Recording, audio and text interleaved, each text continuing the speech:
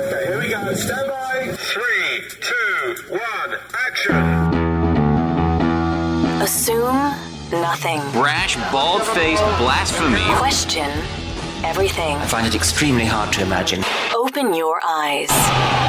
It is quite all right to be an atheist. The fastest growing group of people in the country has been measured as being those who have no belief or who are atheists. You don't have to be apologetic or quiet about it. Challenge the opposition. You see religion on 100 fronts losing the argument. And start thinking. This is The Thinking Atheist Worldwide.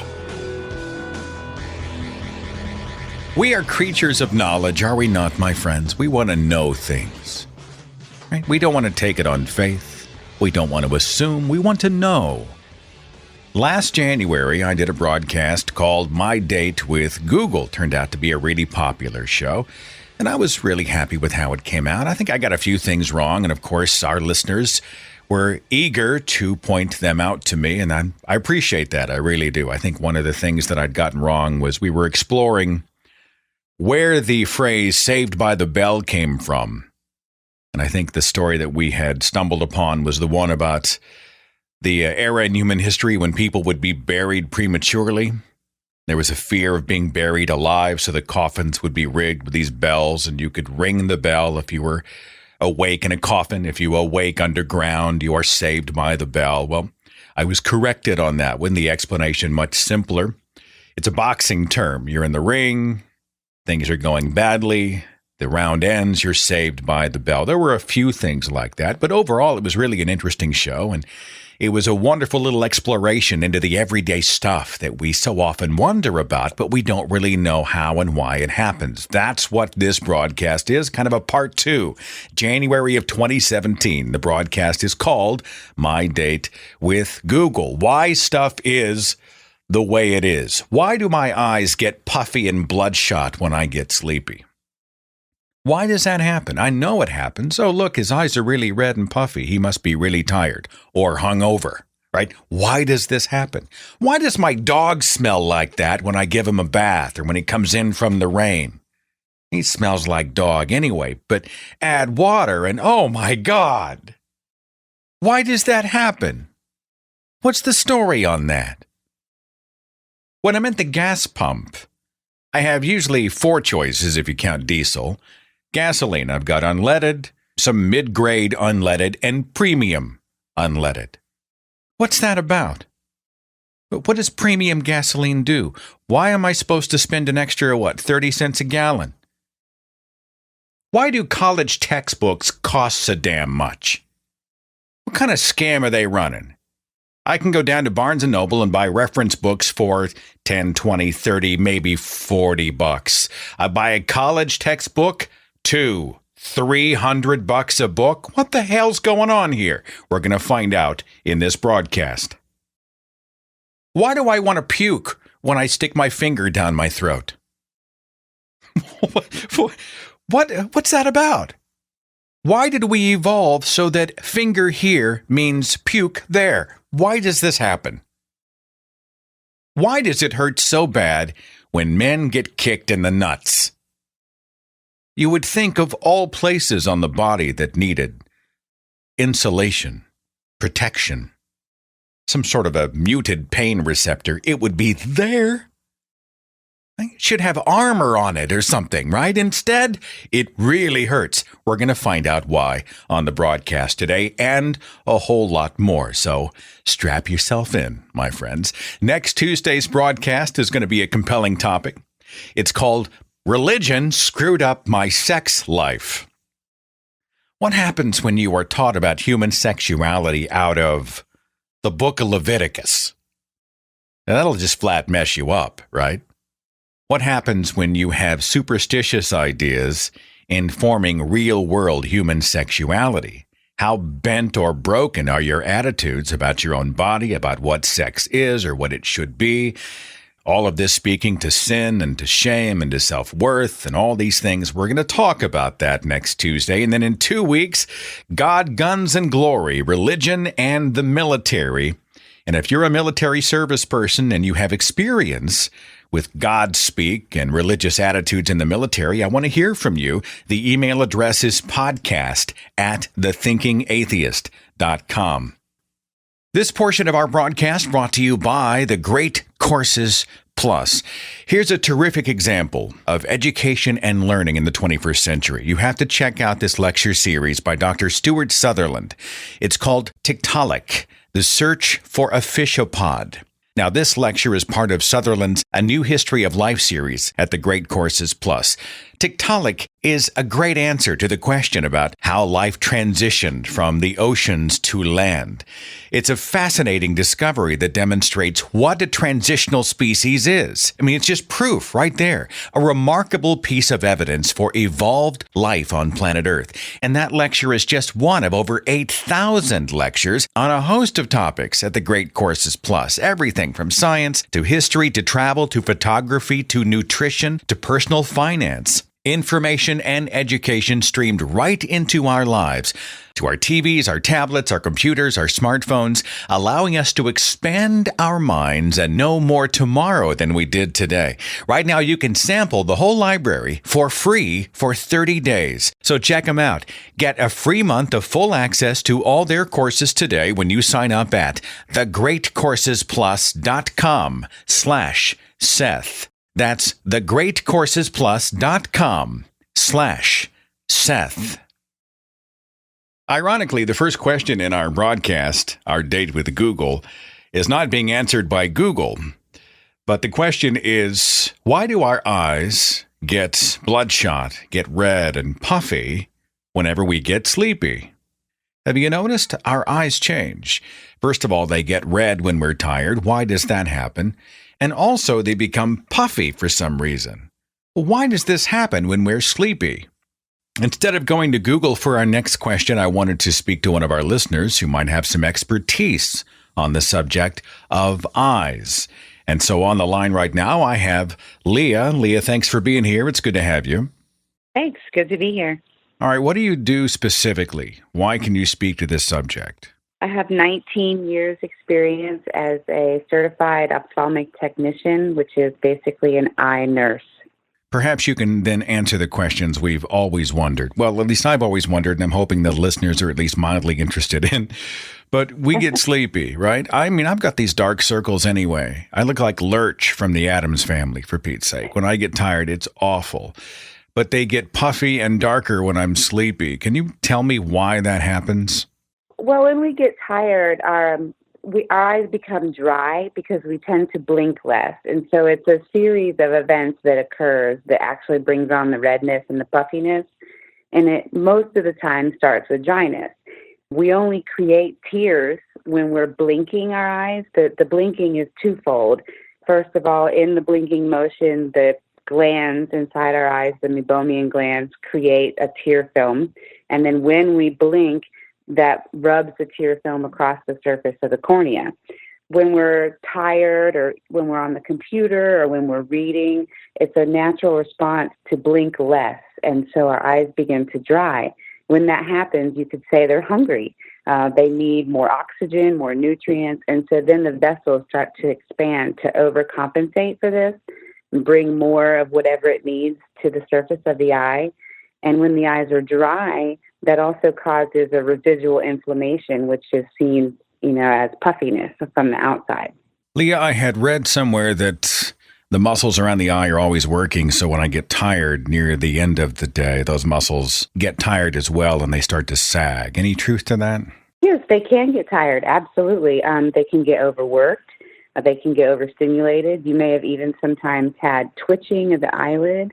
And that can be caused both from being tired or from being overstimulated. Sometimes if you have too much caffeine, you can have that happen.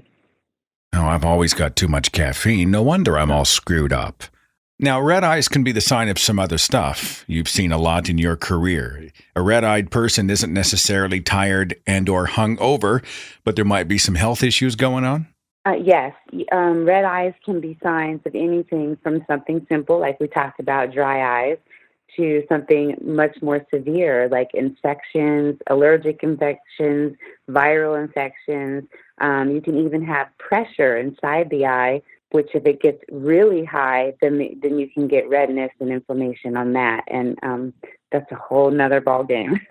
There's a syndrome I'd read about called computer vision syndrome. This is the thing, right? For those of us who sit in front of a series of monitors all day long, there are specific eye strain issues associated with that. Can you get into it for me? Well, that, again, is going to be related to the fact that we tend to blink less. It's also where they're affected in the fluorescent lighting, which you can get either above where your lighting's come from or from the screen. But yes, when you're staring at the computer, you tend to blink less than normal, and that creates a domino effect of dryness. When the eyes become dry, the tear film is your natural protective barrier. And so it's like a shield. So when your eyes become dry, then they're susceptible to all kinds of other things. Allergens, particles in the air would bother you more so than if they're healthy and moist. All right. So since you work in the profession, if someone has tired eyes, they have the dark circles, they have the redness and whatnot, what do you recommend? Some preventatives or what have you? What do you think? I recommend moisture eye drops. You can buy them over the counter. You want to stay away from anything that says gets the red out. And although that seems contradictory, I'll explain that in just a minute. Okay. But you want to look for things that say eye lubricant or lubricant eye drops of some sort. And it's basically like a lotion for your eyes. So again, a lot of times a dry eye syndrome can be tearing, and people will say, well, why are my eyes tearing if they're dry? And the reason for that, made simple, is if your hands were dry and you put them under the bathroom faucet, well, they'd be wet, but they wouldn't be moisturized. And a lot of times, especially as we age, our tears become more like water and less like lotion. So although when our tears are more watery, the eye says, I'm dry, and the tear production says, okay, here's more tears for you. But what it doesn't realize is those tears are like water. So with the lubricant eye drops, it helps to create an alternative moisturizer for your eye.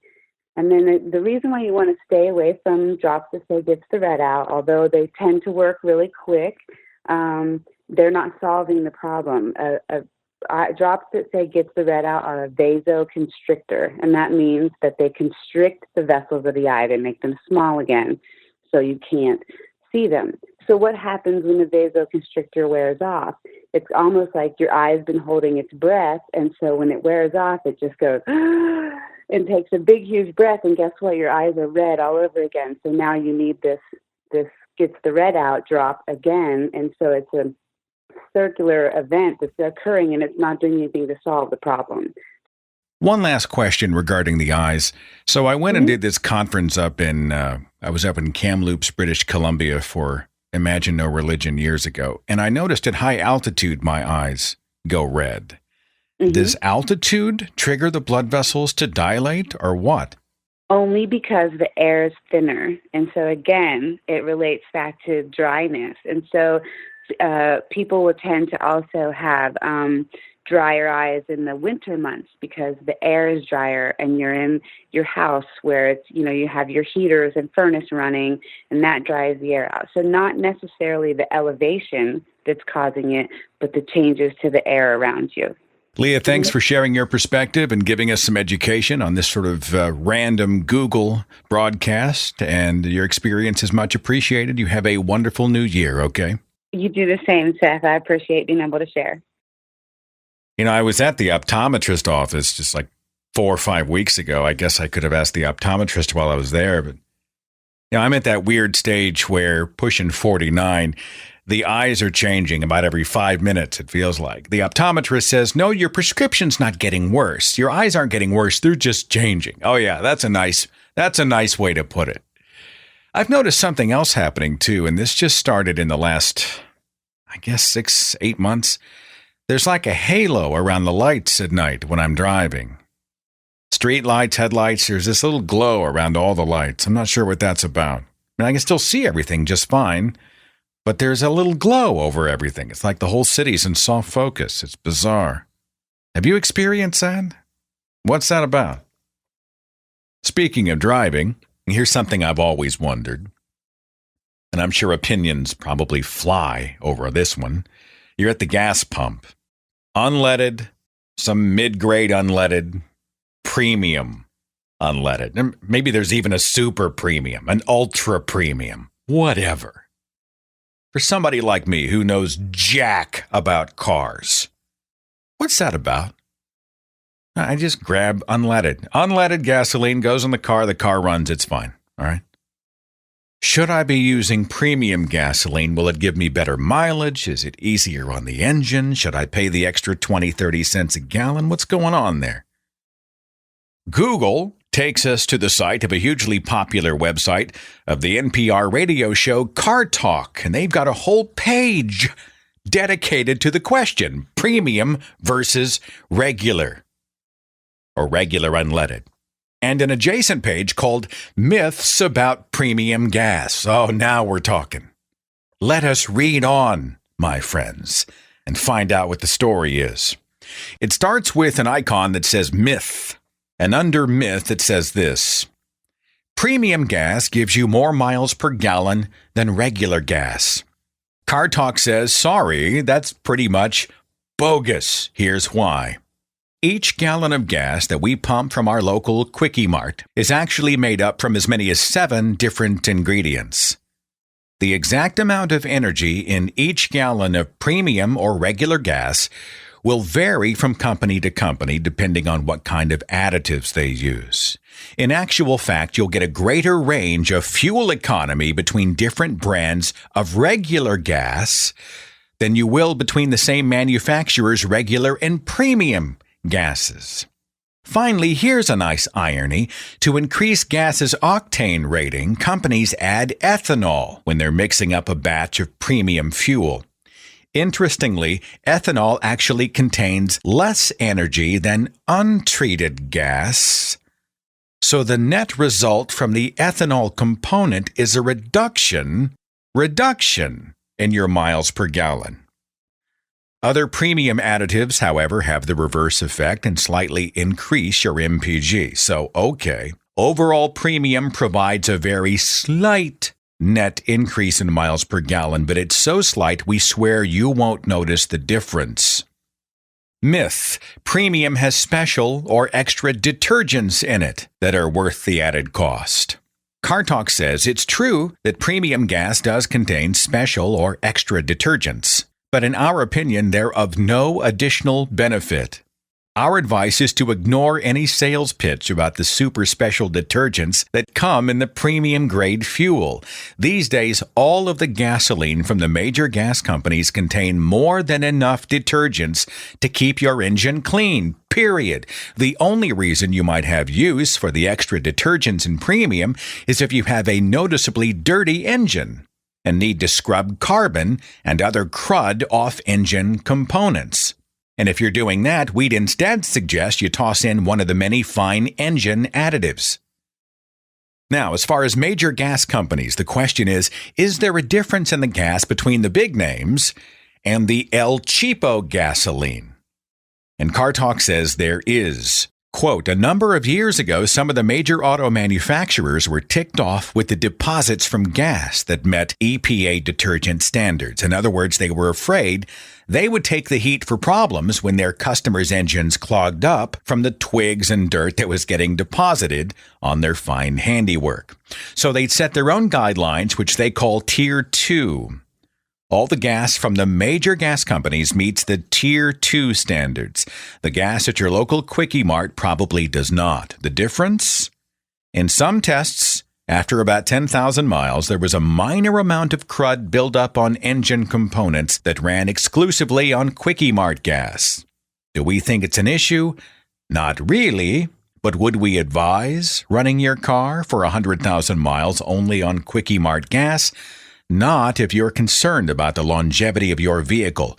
We recommend switching back and forth between Tier 1 and Tier 2 gas, maybe every other tank full to keep your engine running clean. Well, wait, where do you get the Tier 2 gas? If you don't get it at the Quickie Mart, where do you go for that? It doesn't say. And we type in Tier 2 gasoline. And Aha, there are lists online of top-tier licensed retail brands. And it's a big list, much too big to read here, but it's names that you might expect, like Citgo and Conoco and Mobil, Quick Trip, Texaco, Phillips 66, and a whole lot more. You can find lists of places that carry the top-tier gas online. Another myth, using regular gas in a car designed for premium will definitely damage the engine. Car Talk says, we don't believe any modern engine that claims to require premium will be damaged by using regular, unleaded, judiciously. Neither do any of the sources we've checked with, including the American Petroleum Institute, the American Engine Rebuilders Association, even a chemist at a major gasoline company. Well, now, because I'm a fan of checking multiple sources on this stuff, I went to the Edmunds website, vehicle website, which essentially seconded the opinion given by Car Talk.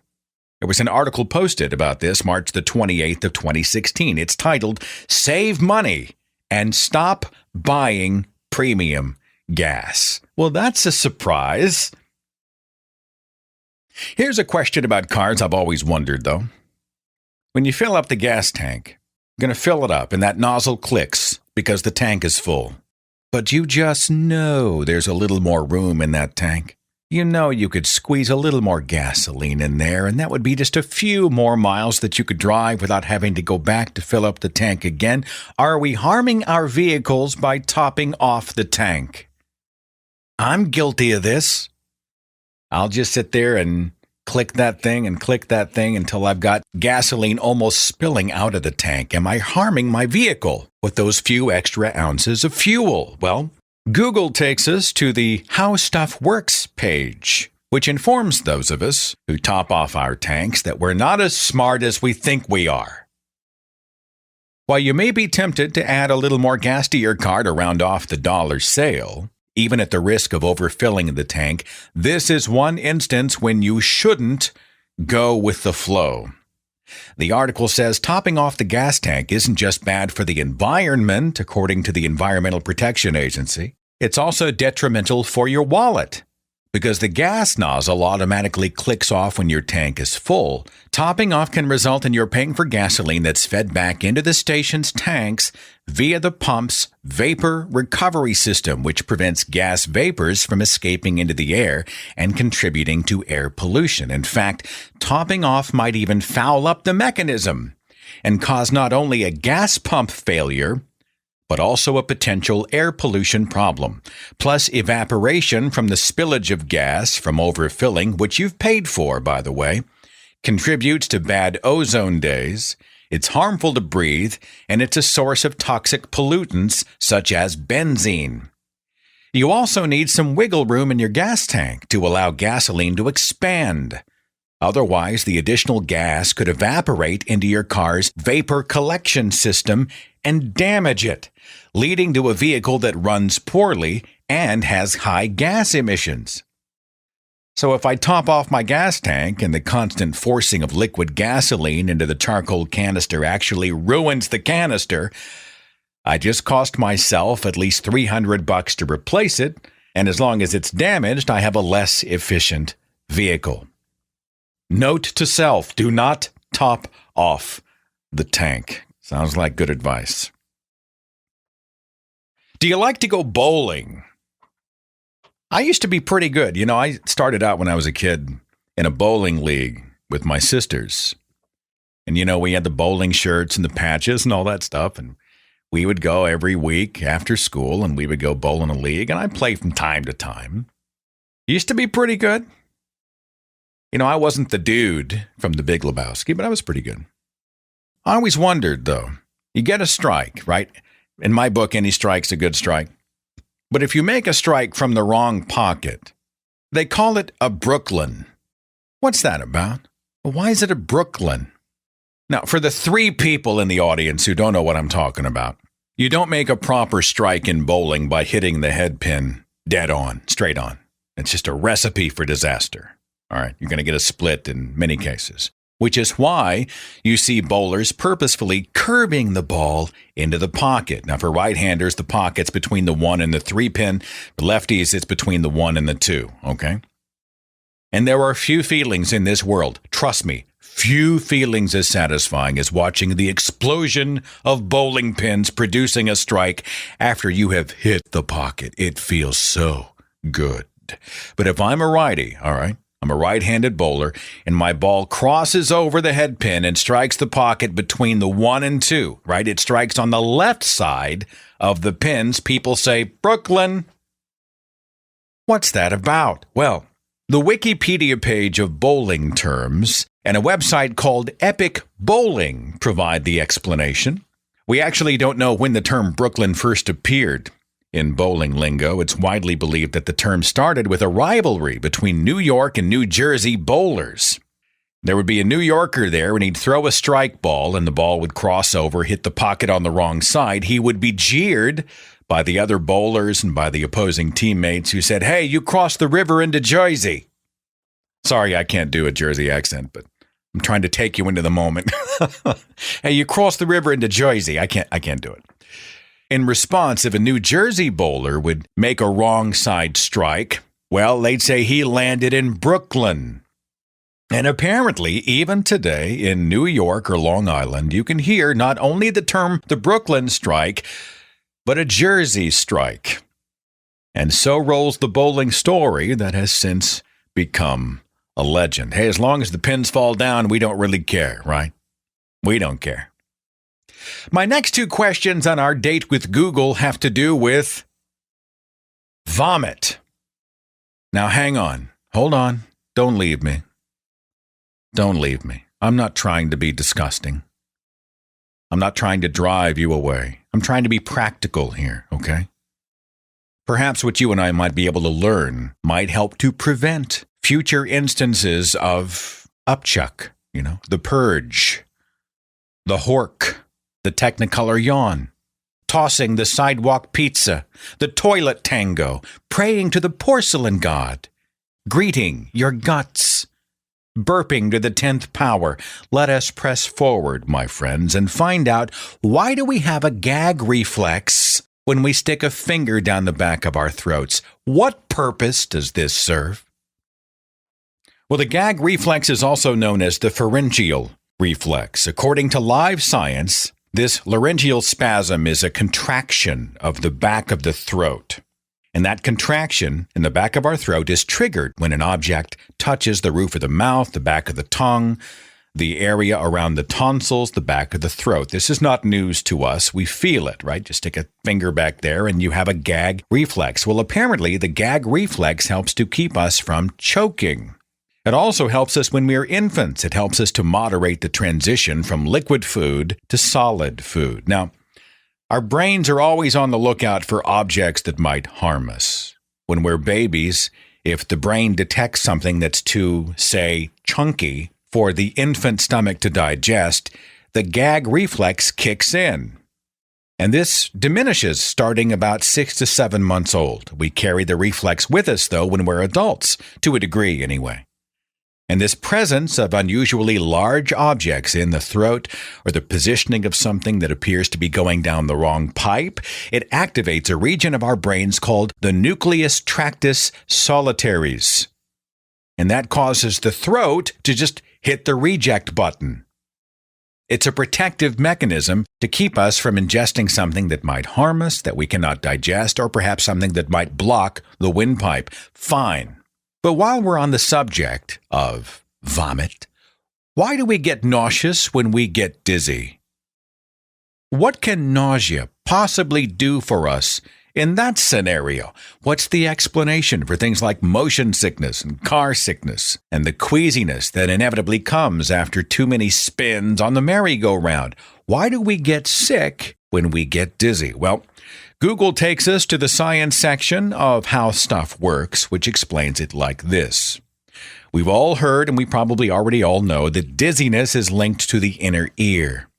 Our bodies can sense whether we're standing up or whether we're lying down, whether we're moving, whether we're standing still. It detects this through the vestibular system, the upper portion of the inner ear. This is how we orient ourselves. It's how we know up from down. And we have these little oolithic organs that contain crystals of something called calcium carbonate. Now stick with me, okay?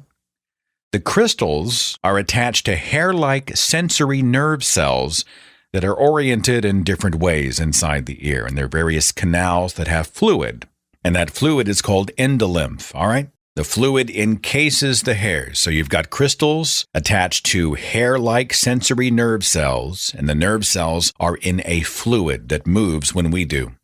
So when we bend or we move in different directions, these crystals are pulled around by gravity, and they stimulate the hair cells to send nerve impulses to our brain. So the brain knows we're moving and in what direction and at what speed. It helps us to orient ourselves spatially.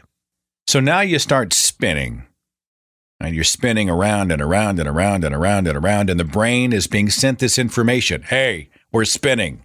But just like our bodies catch up with the speed of a moving car that we're also sitting in, the sensors in the inner ear eventually catch up to the speed of the spin. They no longer stimulate those hair cells, right? Everything sort of catches up, inertia kicks in. All of a sudden, you stop.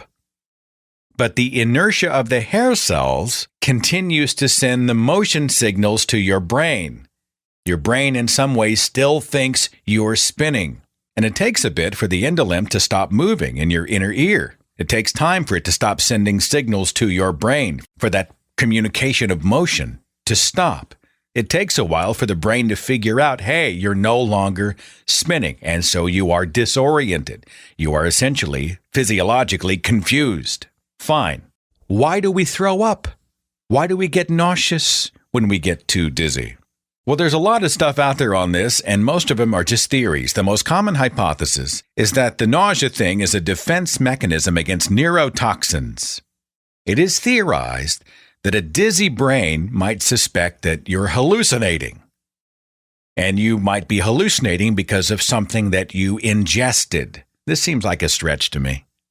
But the theory is the brain says, wait a minute, we're hallucinating, we must have eaten the wrong thing. The brain then responds by inducing vomiting so you can clear out your system to remove the toxins. There are other theories, many relating to the stretching of ocular muscles, the muscles of the eye, and the resulting stimulation of various nerves that might cause us to throw up. There's a whole lot of different types of motion sickness. You can be airsick, seasick. Virtual reality and 3D movies cause many people to feel sick. Astronauts have a lot of problems with motion sickness in space. It used to be a lot worse in the earlier days. Lack of gravity made it difficult for the brain to orient the body. They've managed to compensate for that a little bit through training and technology. You know, I wonder if Dramamine works in space. Like, I'll take Dramamine for motion sickness here. But does Dramamine work in zero gravity in space? Just a question, I don't know the answer. Just something to ponder.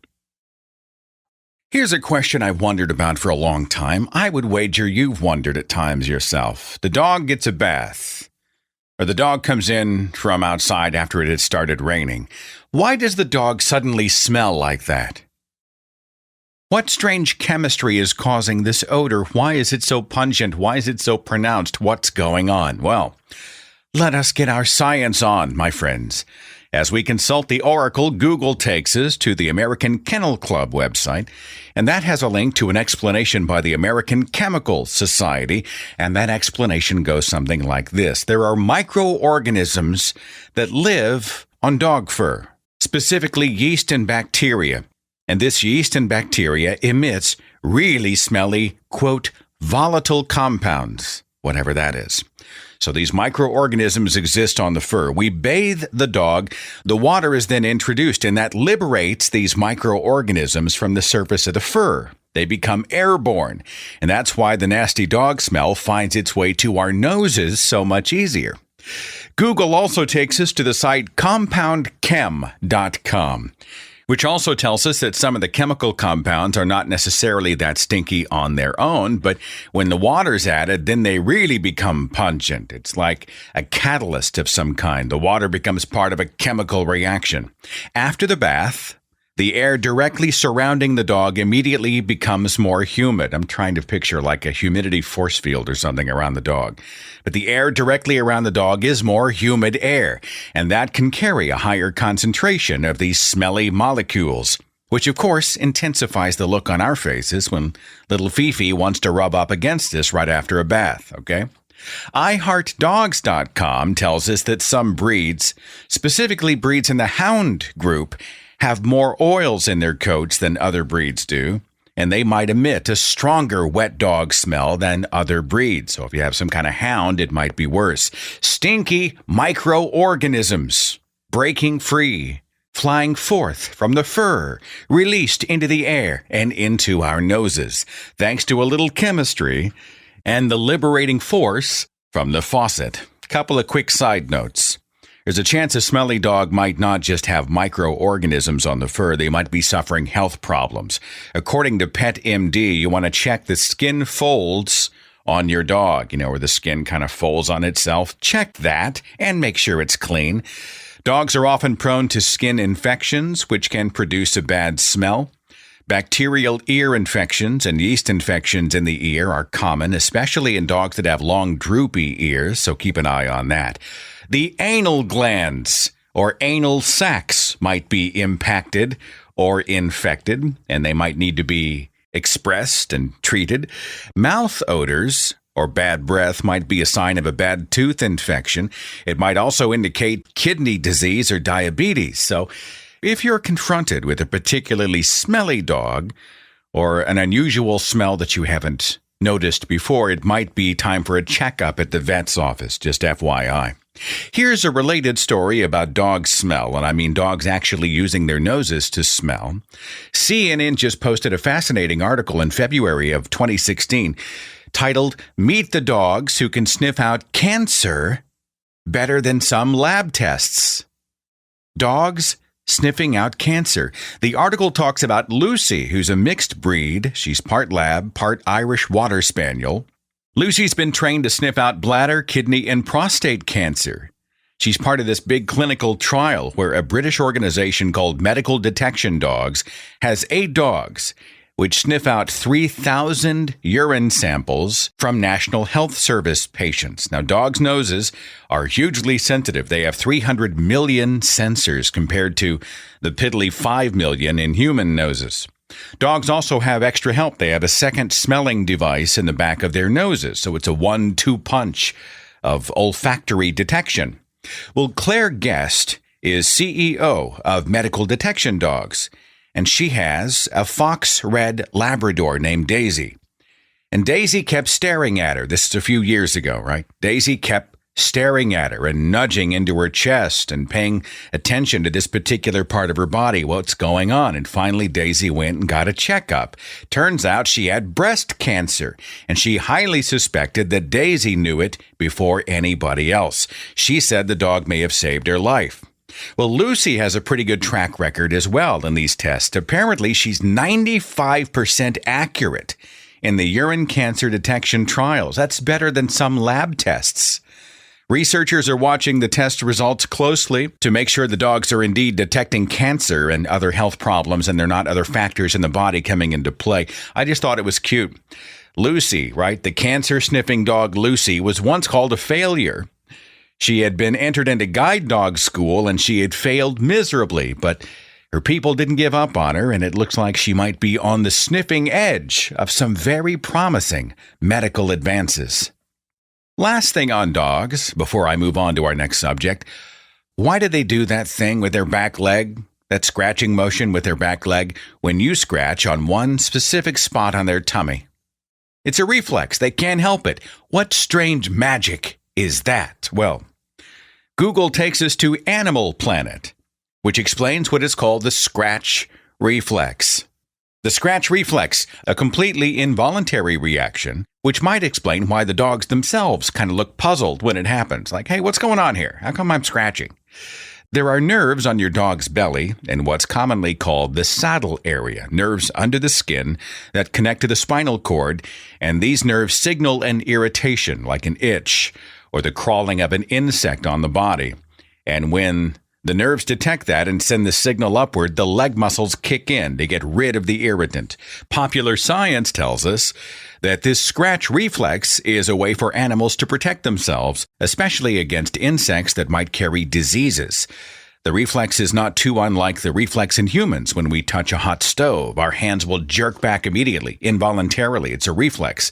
Before our conscious brain even really knows what happened, we've already removed our hand from the stove. It's that kind of thing. Now, here's the part I can't get my head around.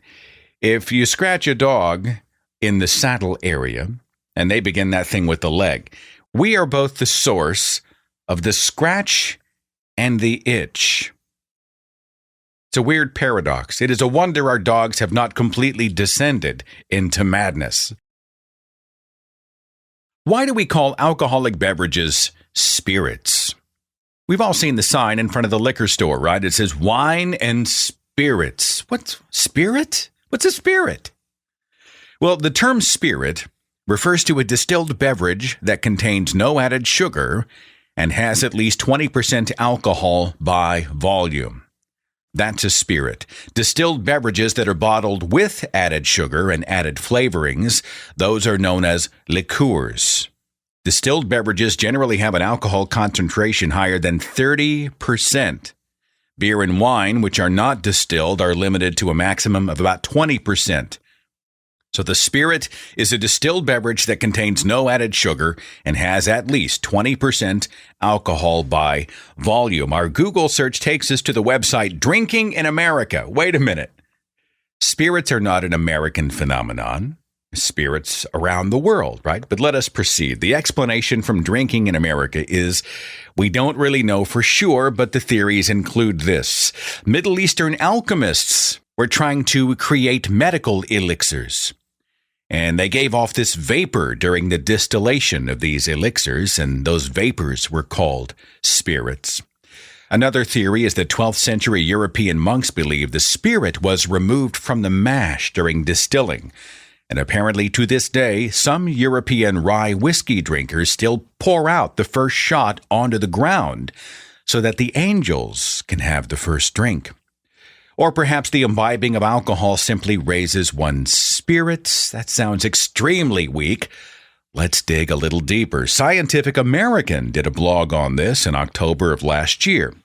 It is believed, according to the article, that the word alcohol originated in the Middle East since the prefix al of alcohol. Al is a definite article in Arabic. And there's a lot of debate about where the word itself came from. Perhaps al-ghal. Ghal means spirit. It can be found in the Quran, in fact. The word ghal refers to a demon or spirit that gets you drunk. Al-ghal, which one day may have become alcohol. Another theory links spirits not to alcohol, but to ancient eyeliner. This black mineral, stibnite, it's a fine powdery substance once used to line the eyes, and the substance was called alcohol. Alcohol means to stain or to paint something. And alcohol was created through a process that looks like distillation. So the word alcohol might have become alcohol. Alcohol was refined by heating this mineral to a vapor and then condensed to a solid, and that made the fine powder. And that process of distillation became associated with spirit or spirits. For the record, just a piece of trivia. Have you ever heard of a rectified spirit? A rectified spirit is a highly concentrated ethanol which has been purified through repeated distillation. Rectified spirit is 190 proof. Essentially, it's 95% alcohol by volume. So alcoholic, it could kill you. So if you're out there somewhere traveling and you run across a rectified spirit and you want to try a taste, just know this going in. 190 proof. This stuff will be like a kick in the nuts. Speaking of being kicked in the nuts, this provides a perfect segue into my next question for Google. And we'll do it just after the break. When a man gets kicked in the groin, why does it hurt so stinking bad? What is it about that area that makes you want to double over, fall on the ground, and scream for mercy? What's the story? We're going to talk about that. We're going to get into the science of the Doppler effect. A car, a train, a plane passes by, and the sound emitted changes. It goes from higher to lower. But you know the sound coming off the vehicle itself has not changed. What causes the Doppler effect? We're going to talk about that. When you go to a restaurant and the wait person puts the plate of food in front of you at the table, they often warn you, hey, be careful, that plate is really hot. Why is that plate really hot? When we cook food at home, we pull the plate out of the pantry, we put the hot food in it, but the plate itself is perfectly safe. Why the hot plate at the restaurant? We're going to talk about that and more when our date with Google continues in just a second. Hang on.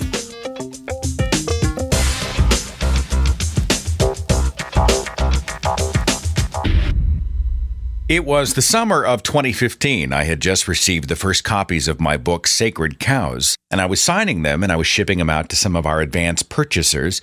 Hundreds and hundreds of mailouts, right?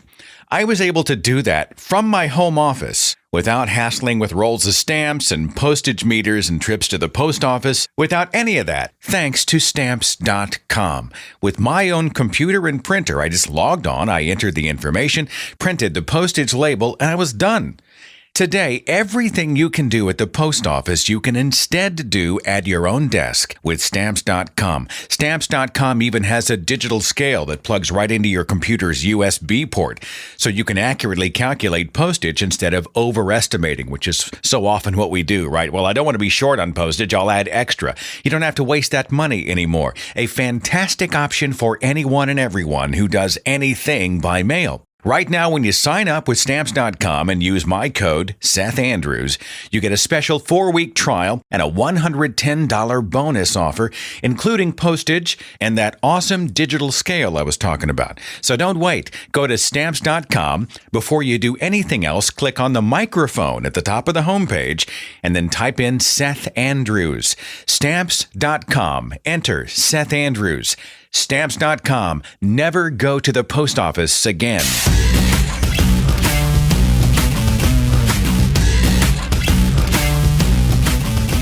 We are seekers of knowledge, my friend. We are wanting to know more every single day.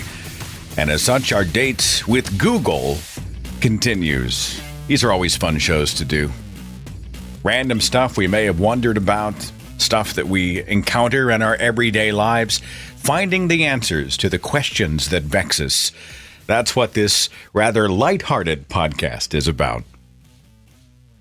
Here's a question that will especially interest anyone who has testicles. And other people who know people with testicles. Why does it hurt so bad when a man is kicked in the groin? Kick me in the chest, it hurts. Kick me in the shins, it hurts. Kick me in the nuts, I'm on the ground. I'm squeaking in pain. I'm praying for merciful death. Why? Why so much agony when someone is belted in the bag, pounded in the privates, accosted in the acorns, knocked in the coin purse, grinded in the gear? What is this about? Well, let us find out, my friends. Men's Journal apparently thought this was a critical enough issue to do an article about it in their health and fitness section.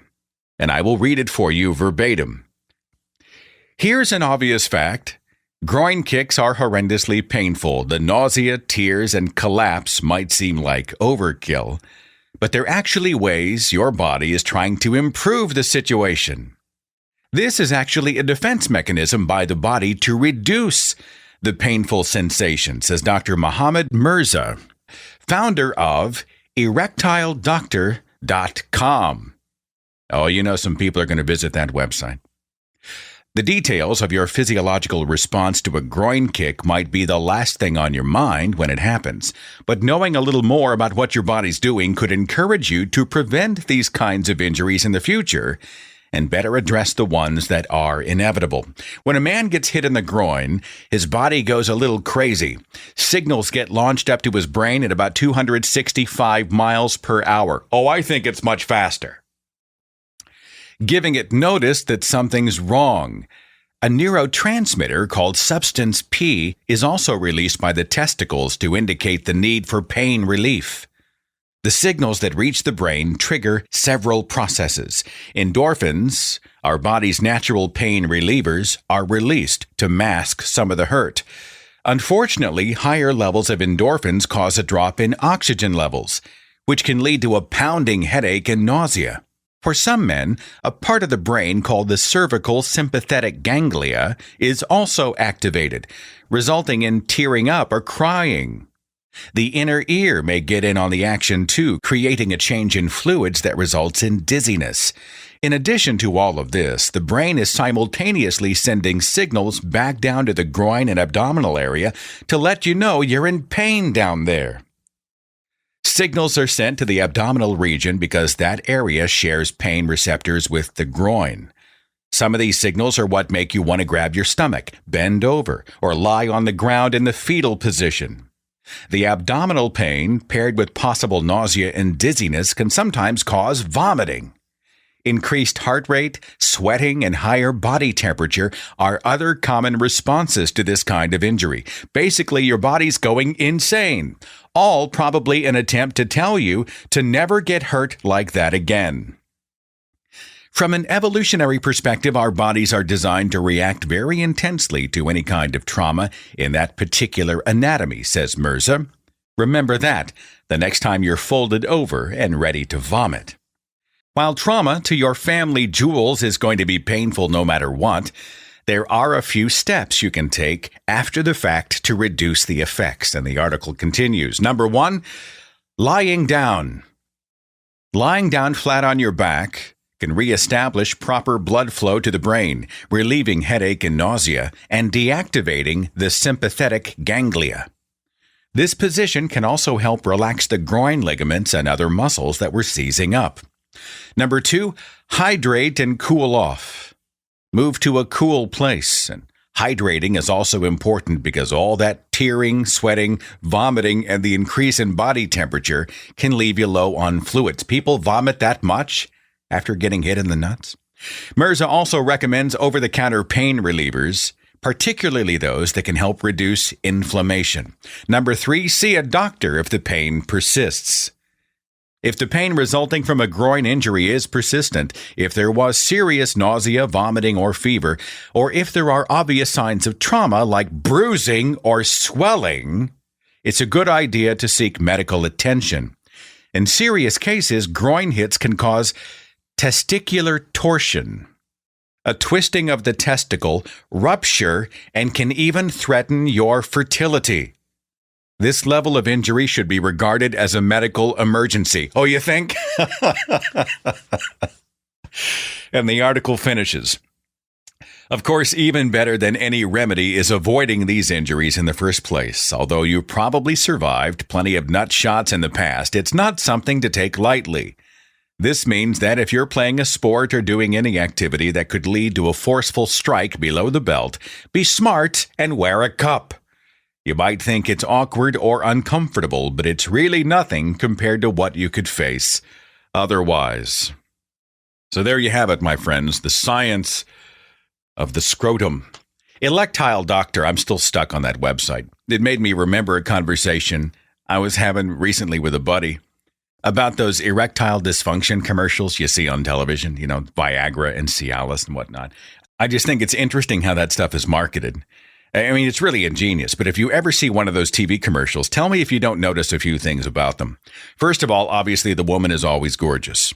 She's not too old, she's not too young, and the camera almost always focuses on the woman's face, especially in the Viagra commercials. Have you noticed? Like, they're marketing to men, but you always are looking at the woman's face. I think in the Viagra commercials, you rarely even see the guy's face. You might see a lower jaw, or half of a face, or a fraction of the face, but everything's on the woman, and she looks happy. Yeah, she looks interested and playful, and she's totally game. You know, wherever they are, they're getting out of a car, they're walking through the hotel lobby, they're on the beach. You know, you take a look at her, and she's ready to go, right? And I'm guessing in the Viagra commercials, they're not showing the man's face because they want the male viewer to project his own face onto him. You could never pick that actor out in a lineup.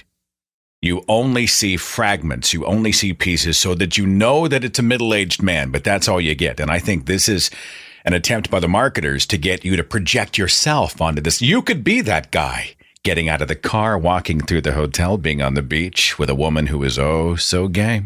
That could be you. And what you see of the man is not an unattractive man, but he's not too good looking. He's usually well-dressed, but not luxuriously so. He drives a nice car, but not egregiously so. He's enough of an everyman so that anyone who's a middle-aged man who's not a movie star has hope of being a sexual dynamo. He gives hope to the rest of us. Like, you too can get laid. That's what these commercials are communicating to the middle-aged man. You know, you don't have to be George Clooney. You too can have a happy and wonderful sex life with our product. I'm just saying that's what I noticed. If the commercials come on, tell me if you don't notice that same type of stuff. It's just an interesting experiment. What is the Doppler effect? That's the next question on my roster today. We've all experienced it. A vehicle goes by at high speed, and the sound of the vehicle changes as it goes by us. We commonly know it as the Doppler effect, but do we know why this phenomenon happens? Now, let me play you an example of the Doppler effect so we all know what we're talking about. And this is the sound of a train going by, so when you hear it in your car stereo, if you happen to be driving, don't panic, all right? I'm trying to prepare you. This is not the sound of a vehicle coming at you. When I was in FM radio, we had to be careful when we would do commercials. They would have like attorneys who would want to put ambulance sirens and stuff in their radio commercials. And we wouldn't do it because if you play that over the radio, people are looking around thinking an ambulance is pulling up behind them, those types of things. You're going to hear the sound of a vehicle going by, but I'm playing it here, okay? This is the Doppler effect.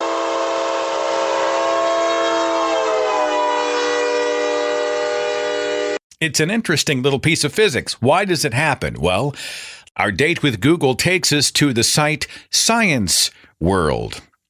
And Science World has a huge number of graphs that look essentially like the big chalkboard in Good Will Hunting. It's just unusable for the purposes of radio. But there are some general and basic explanations, and I will do my best to do justice to those here. The Doppler effect was first proposed as a theory in 1842 by an Austrian physicist, his name, Christian Doppler. Aha! We now have the name. But what's the reason? Well, we have to think of sound in terms of waves and wavelengths, and we can use this analogy to help paint the picture. Let's say you're standing in one spot, and there's someone right in front of you, and he throws a baseball at you. He throws one baseball every second, and he throws each pitch at the exact same velocity. It's a perfect repeat, one after the other, a ball every second. You're standing still, you receive one ball a second, okay? You're getting that ball at a constant frequency. It does not change. Now, let's say that the thrower is walking backward away from you while he's throwing the ball one a second, okay? The distance between both of you is increasing. He's getting further away. So the frequency with which you receive the balls becomes gradually slower. He's still throwing a ball a second, but because he's moving further away, you're getting that ball at a lesser frequency, a lower frequency. It just takes longer for the ball to cover the length. Now, let's think of that in terms of sound and sound vibrations, waves. As the object is moving away from us, we can see the increasing distance affects the frequency of the sound waves that we hear. Conversely, if the thrower was walking toward us, we would get a faster frequency. So in sound terms, a higher pitch. That's why objects traveling toward us sound higher, and then when they travel past and away from us, they sound lower. The frequency is faster as it heads towards us, and the waves arrive slower or with less frequency as the object goes away. And we only experience the Doppler effect with objects traveling toward us and past us at high speed. Only works at high speed. Here's an interesting piece of physics trivia. Let's say a source is moving toward us at twice the speed of sound, and that source was playing a song. All right, you tracking? The source is coming at us twice the speed of sound. The source is playing a song. We would hear that song. We would hear it in the correct time and in the correct key, but we would hear that song backwards. Get your ears and your head around that one. What's this one about? When you go to a restaurant, and I found this is almost always the case in Mexican restaurants, but it's true for a great many, you order whatever off the menu, and it arrives 10, 15 minutes later, taco plate, cheese enchiladas, steak, whatever. The wait person warns you. They say, hey, now be careful. This plate is really hot. Why is the plate really hot? Did they cook the meal on the plate itself? Did they cook the food yesterday, and just stick it in the oven? Why would my plate be hot? Just because the food is so hot that I must be warned. Well, screw Google. I couldn't find any websites with any reputable answers. So I went on Facebook and I asked our listeners. I said, many of you have restaurant experience. What's the story? And a ton of people responded. Turns out there are a few possible reasons. A lot of plates are prepared, especially in Mexican restaurants. They put cheese, unmelted cheese, or another meltable substance on top of the dish itself, and then they run those foods through something called a cooking salamander, or a salamander oven. These are ovens that are open in the front and they have racks that just slide in or out. Reference.com says they're called salamander ovens because salamander translates in the classical Greek fire animal, referring to a mythical amphibian that was immune to fire. Essentially, the salamander oven is a culinary broiler, okay? Many restaurants use a conveyor oven to melt cheese and finish cooking the foods. They'll put them in when they're almost done. They put them on this conveyor oven. They go through, they come out, voila, they're done, and the plate is hot. There was a worker at Denny's that said they used to use a hot lamp to warm the plates until the server could come and pick them up for delivery to the tables. Some restaurants actually do cook the food on the plates themselves, and they put those plates in the oven. Well, that'll make for a hot plate. Heated or reheated, whatever, it's still good advice. Be careful. Those plates are hot. For our final question on our Date with Google broadcast, this is something I've always wondered. Why are college textbooks so freaking expensive? If I need a reference book and I go to Barnes & Noble or whatever, I buy something online, it's $30 maybe, $40. For the higher end book, perhaps $50. But if I sign up for a college class and I'm given the course syllabus and the book requirements, holy shit. The book required is $100, $200, $300 for a single book. I sure feel like I'm being scammed. I feel like I'm being taken advantage of, and I have no recourse. What's the story on the cost of college textbooks? Well, I'm going to speak to an actual educator and an author of college textbooks here in just a second with kind of a differing perspective. But let me start with an article that was found via Google. The article in The Atlantic, dated January of 2013 by Jordan Weissman. The article is titled, Why Are College Textbooks So Absurdly Expensive? The article says, you thought the rising cost of college tuition was bad. Check out the rising cost of college textbooks. The American Enterprise Institute's Mark Perry has put together this nifty chart, and I'll get into the chart in just a second. This nifty chart showing the egregious 812% rise in the cost of course materials since 1978, as captured in the Bureau of Labor Statistics Consumer Price Index data. And it's got this graph that says the percentage of change since 1978 for educational books as opposed to things like medical services and new home prices and the overall consumer price index. The CPI has gone up 250% since 1978. New home prices have gone up 325% since 1978. Medical services have gone up 575%, but books, educational books, college textbooks have gone up 800%. The article continues. Academic publishers will tell you that creating modern textbooks is an expensive, labor-intensive process that demands charging high prices. But as Kevin Carey noted in a recent Slate piece, the industry also shares some of the dysfunctions that help drive up the cost of healthcare spending. Just as doctors prescribe prescription drugs they'll never have to pay for, college professors often assign titles with little consideration of cost. Students like patients worried about their health, don't have much choice to pay up lest they risk their grades.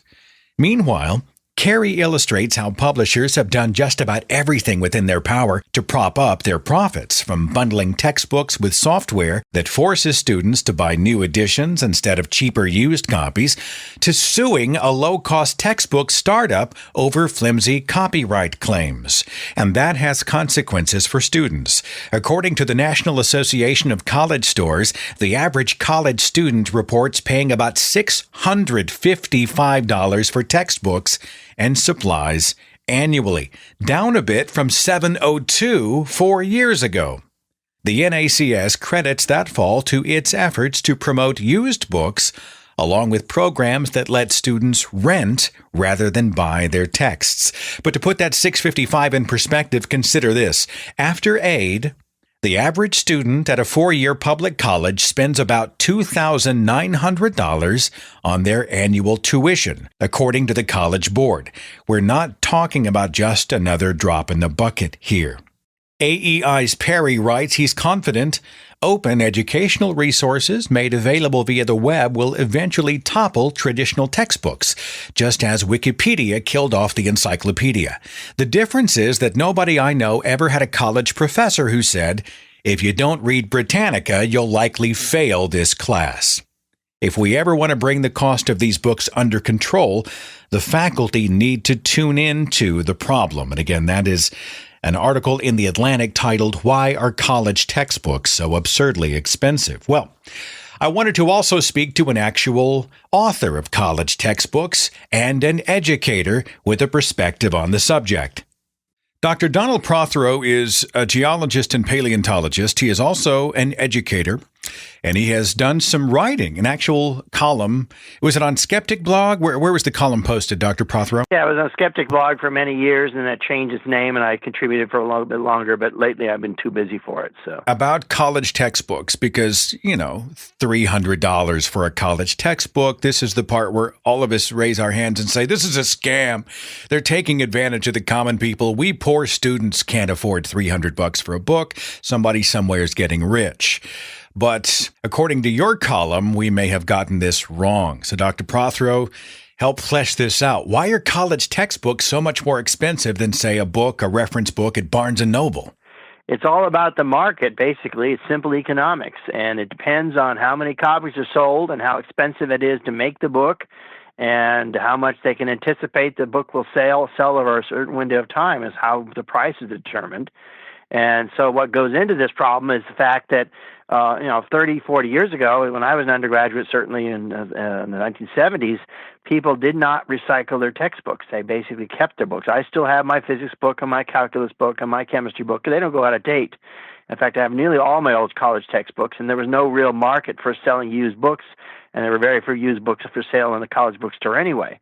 And so that has transformed in the last 20 years or so. So there's a very voracious market for recycled textbooks. Plus, it's something I can't imagine because I never did it, which is students don't keep their books anymore. They just sell them right back at the end of the semester, which seems bizarre to me, but my idea seems quaint to them.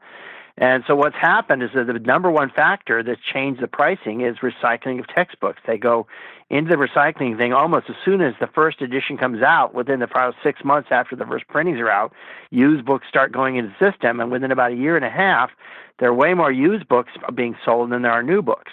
But for a publisher, they can't make any money off used books. Used books just mean a new copy that was never sold. And so the publisher basically has to make up all their money in the first 2 years of sales, or they will lose their shirts on the book. So that's the number one factor. It's basically the man in the mirror. And in other words, you students who decide to sell your books back have undercut the market so much that it now relies on basically a 2-year sales window where they get all their money in the first 2 years of sales, and then they make no more money or almost no more money after that. All right. So I enroll, though, for Accounting 101. Right. I mean, basic accounting. Right. And I know somebody who's going to take Accounting 101 in the second semester. I'm going in the fall, they're going in the spring, and I say to them, I'll just give you my book and you can use it. Oh, no, Accounting 101 is changing the book requirement for the next semester and the semester after that. Tell me this isn't a scam. Well, it's not a scam so much as it's a necessary tactic, because when a book is swamped by used copies within about a year or 2 years after it's first appeared, the only way a publisher can get rid of used copies, which are killing its sales, is to issue a new edition. And so it is typical in very large markets like introductory chemistry and introductory physics and introductory geology, which I've written a book for, that it's expected that you have a new edition every 2 or every 3 years, because you don't have a choice. Your book is completely selling nothing after 3 years because all the copies are going to all the sales are going to used copies. And so that's what's behind that. And I admit it's not the best strategy in the world, but these publishers are not a charity. They have to make money somehow. And so that's part of why they're so expensive. And then the other aspect of it is also textbooks have gotten fancier and more bells and whistles than they used to have. When I had college textbooks in the 70s, they were just a simple book with black and white illustrations, and nobody could afford to put a color book together. And to have a color textbook is a very expensive proposition. It's about twice as expensive as black and white. So right away, that raises the cost of doing selling the book. And then what happens for the big market things like in the introductory class, where there are tens of thousands of students across the country taking that, is that the publisher not only has to produce a color textbook to keep up with all the others who have color textbooks, but they also have produced what a lot of call ancillaries. So there's study guides and websites and DVDs of PowerPoints, and they vary from year to year, but there's a ton of these little bells and whistles they have to add to the total package to make it competitive with everything else which has those things. And so in the introductory geology market, to get people's attention, you have to have like 5 or 6 of these little ancillary things, all of which cost money to produce as well. And they change over the years. So it used to be a few years ago, it was a DVD with all the PowerPoints on it and that kind of stuff. Now it's mostly a website that produces these things, and it's mostly things for the instructor to lure the instructor away from whatever book they're currently using. So all that goes into the cost of the book, and people don't realize, when you get a fancy color book, that's an expensive thing to do. That's why you're paying so much money for it, and a great deal. How has the online marketplace changed things? I mean, I don't know, is there a black market for this stuff, or are more people getting away from paper textbooks? I always thought that would happen. I remember 25 years ago when the first e-books started coming out, people saying, oh, textbooks are dead, they're all going to be electronic in 10 years. Well, it's not happened, actually. It has happened to sales of mass market books and stuff that you sell, the big seller stuff, bestseller stuff. Those are doing really well as e-books. But the problem for textbooks is that, especially in, say, the sciences, textbooks are very heavily illustrated. And in geology, for example, they have a lot of color diagrams, photographs that don't render themselves very well electronically, don't look very good on a small screen of an iPad or something like that. And the other aspect of it, textbooks are read differently than, say, your beach bestseller that you read at summertime. Students read textbooks to study, and they really often don't feel like they've studied much unless they physically marked it up. And it's actually the case that you'll see that used books which have highlighter markings in them are actually more valuable than used books that are unmarked, because students feel like whoever highlighted it before probably helped them out and find important stuff in the chapter. So they don't feel like they've accomplished anything unless they've marked up their textbook, which means that the used books get all marked up. And there are other aspects of it as well. Students like to study not just where they can plug in a device or read something indoors. They like to study out in the bright sunshine. Well, that's useless if you're trying to read a screen. Almost all LCD screens and LED screens these days are problematic in bright light, but book doesn't have that problem. Another aspect of it too, a textbook can get damp. You can drop a textbook. You can do a lot of things with a textbook and not really worry about anything. But an electronic device, that you drop them in the wrong way or they get too wet and it's trashed. So yes, I think that as time goes on and there's more kids are used to reading everything online, it will happen more. But for the last 25 years, sales of paper textbooks has done just fine. They've hung on because I think studying a textbook is a different task than, say, reading a Stephen King novel. Can somebody make a living writing, publishing textbooks? Well, I Is there any money in it? I've now got 8 textbooks in my name. And the best I've ever done in a good year with 3 or 4 books out at the same time was maybe $20,000, which is not enough to even pay, for a shack in Southern California, let alone a real house. So you can't make a living writing textbooks unless you get lucky and you happen to be, say, in a very low expense town, let's say like in Oklahoma, and you write a textbook that sells really well, and you might be able to make, $40,000 or $50,000 in a couple of years. But again, your profit is all tied to how many new copies are sold. So just like the publisher, the author is screwed every time they buy a used copy as well, because the author gets nothing as well. And so I've never made very much on this. I mean, in a good year, they said maybe 20,000 from 2 or 3 different books. Most times I've just made barely enough to, and if not a work I put into it, really, it's a losing proposition. So what if someone was to argue that, hey, you just take the same book, you rearrange a few words and phrases, and you republish in 3 years? Is that what happens? Oh, look, I've got a brand new market. Bam, I'm just going to change a few things, put a new face on the cover, and now I've got a new book. Does it work like that, or are these really genuinely updated texts? It varies from book to book. In some cases, not a lot has changed, and the publisher really does just more or less change the color and the cover of the book in order to make it look different, and that, of course, drives the used copies out of the market. Most of the time when I revise one of my books, I do substantial rewriting and updating on it. And so it really is quite a different book, and there's a lot of stuff in it that the previous edition doesn't have in it. So I feel very conscientious about that, but then I don't have to revise every 2 years. And most of my books, most of them have been revised on every 5, 6 years to 10 years. So there's quite a bit of time has elapsed, and the book really has changed quite a bit. The last 2 books I did, I had to redo the entire art program. I wrote a lot of new sections in them and updated a lot of others. So my books don't really, the old editions you don't want to have. They're too outdated already. All right. Well, students will be less pissed at you then. Well, and I mean, when I taught at Occidental College, a small liberal arts college, for 27 years, I had the luxury where the classes were really small, at most maybe 10 or 15 students. So I would say, okay, I'm going to sell you my copies at my price, which is a considerable discount over retail. So you don't have to pay my royalty, and you don't have to pay anything to the publisher or the bookstore. So they bought them directly for me. But that was only because I had such tiny classes I could get away with this. But, in a bigger situation where you have a lot more students, you don't have that option, and I haven't had that option since those days. Well, Dr. Donald Prothero, thanks for your perspective. Thanks for your work as an educator, and we'll be looking for you out there on the road, all right? Thank you very much, Seth. Appreciate it. And that's the broadcast today. Don't forget, our patrons get a completely commercial-free version of this broadcast and a bonus show every single month. If you'd like to support me on Patreon, the website is patreon.com/Seth Andrews. Next Tuesday, it's going to be a show about sex, specifically a broadcast titled Religion Screwed Up My Sex Life, with people sharing some very candid personal stories about bizarre and often damaging things that their religions taught them about human sexuality. Coming up in 2 weeks, it's religion and the military. And if you have a perspective on any of this and you'd like to share, the email is podcast@thethinkingatheist.com. Thanks for listening. Have a wonderful week, and I'll see you next time on the Thinking Atheist Radio Podcast. Follow The Thinking Atheist on Facebook and Twitter. Watch dozens of original videos on the Thinking Atheist YouTube channel. And visit our website for resources, links, contact information, the editor's blog, and more. thethinkingatheist.com.